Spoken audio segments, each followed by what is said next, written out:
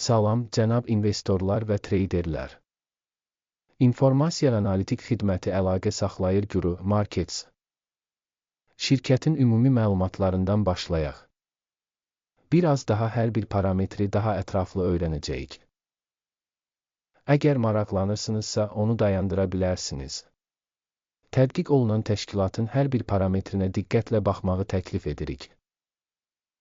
Təşkilatın cari fəaliyyət göstəricilərini sizinlə müqayisə edəcəyik. Harro Inc. Ticker HRO.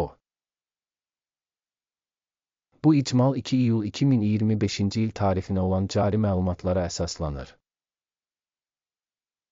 Təsnifatına görə Guru Markets şirkət Harro Inc. alt kateqoriyaya aiddir. Parma ES müqayisədə 22 şirkət iştirak edir. Bu videonun sonunda verilən qərarlara baxacağıq. Sözü gedən şirkət üçün ümumi nəticə belədir: -10 baldan 8 bal. Alt kateqoriya üzrə orta xal 2,6 bal.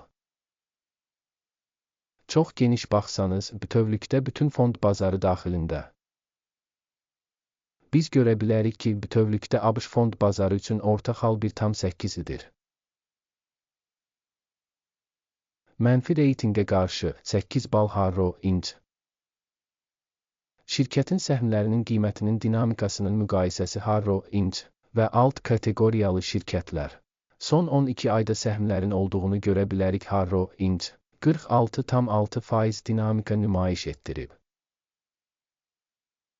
Alt kateqoriya üzrə qiymət dəyişikliklərinə qarşı 0,3%. Korporasiyanın bazar kapitallaşması Harro Inc.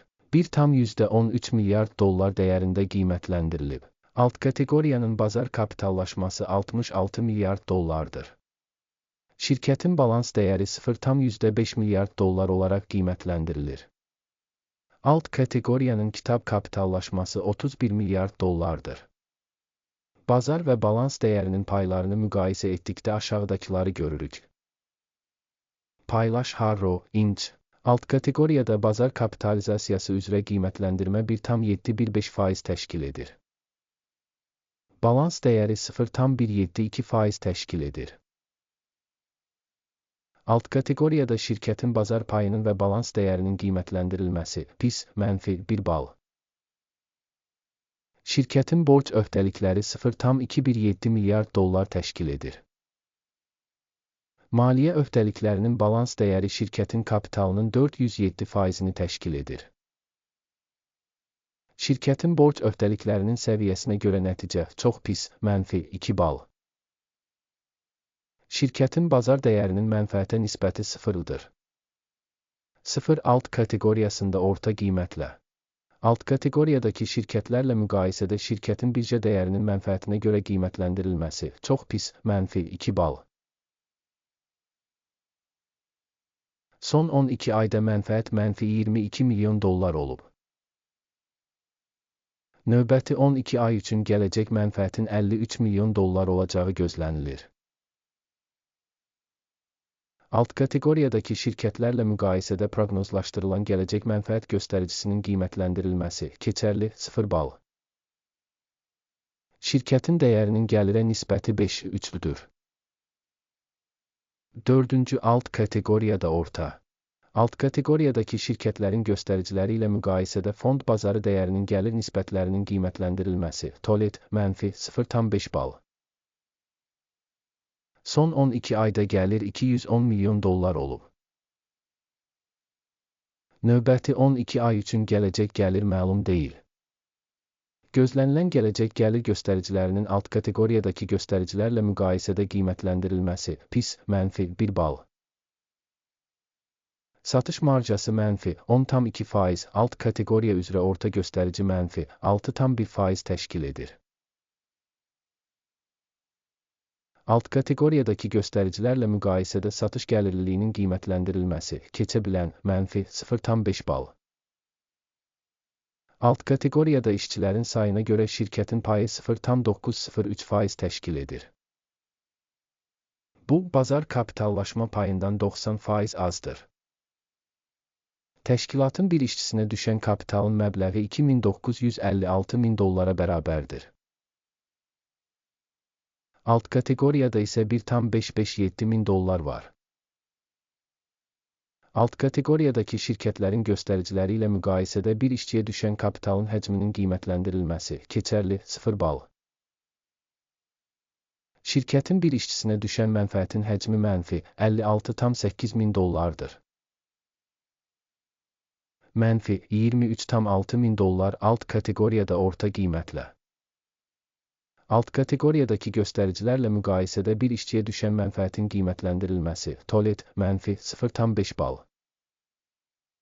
Təşkilatın fərdi işçisinə düşən gəlirin payı 557 min dollardır. Alt kateqoriyada 385 min dollar. Alt kateqoriyadakı göstəricilərlə müqayisədə şirkətin bir işçiyə düşən gəlirinin qiymətləndirilməsi keçərli mənfi 0,5 bal. Qısa səhmlər %13,2 alt kateqoriya üzrə orta hesabla 3,8% təşkil edir. Göstərici ROAS 14 şirkət üçün %56 səviyyəsini göstərir ROINC. Alt kateqoriyada isə bu səviyyə 57% təşkil edir. Şirkətin səhmlərinin hazırki qiyməti təxminən 30,76 dollardır. Şirkətin səhmləri üçün konsensus qiyməti təxminən 56,88 təşkil edir. Sizin üçün mövcud olan sifarişlər cədvəlinə baxaq, bağlanmış şərhdə link. Sifariş cədvəlində bu mövsüm qiymətləndirmə məlumat və istinad sistemi tərəfindən qəbul edilən bütün qərarlar var. Guru Markets. Sifariş cədvəlinə giriş tamamilə pulsuz və açıqdır. Bağlanmış şərhdə keçid. Səhmlərin qiymətləndirilməsinin nəticələrinə əsasən ROINC. Yardım sistemi Guru Markets qərar qəbul edilib. 30,77 dollara açıq satış sifarişi. Sövdələşmə şirkətin kifayət qədər aşağı reytinqə malik olması səbəbindən açılıb. Təşkilat qiymətləndirmə modeli AKİMin indeksi ilə qiymətləndirilib.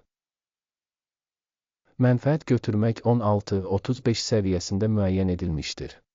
Stop loss 45-19 səviyyəsində müəyyən edilib. Sifarişin mənfəət götürmək və ya zərəri dayandırmaq yolu ilə bağlanmadığı halda, bu halda əməliyyat 1 avqust 2025-ci il tarixinə birja ticarətinin nəticələrinə əsasən müstəqil olaraq müəyyən edilir. Və ya göstərilən tarixdən əvvəlki son iş günündə. Ticker ALC əsas alış sifarişidir. Əsas sifarişlə bağlı video artıq kanalda yayımlanıb. Sifarişlərdən biri bağlandıqda baza və ya balanslaşdırıcı. Digər sifariş son qiymətə təyin olunur. Bu videoya baxdığınız və informasiya sistemindən istifadə etdiyiniz üçün hamınıza təşəkkür edirəm. Guru Markets.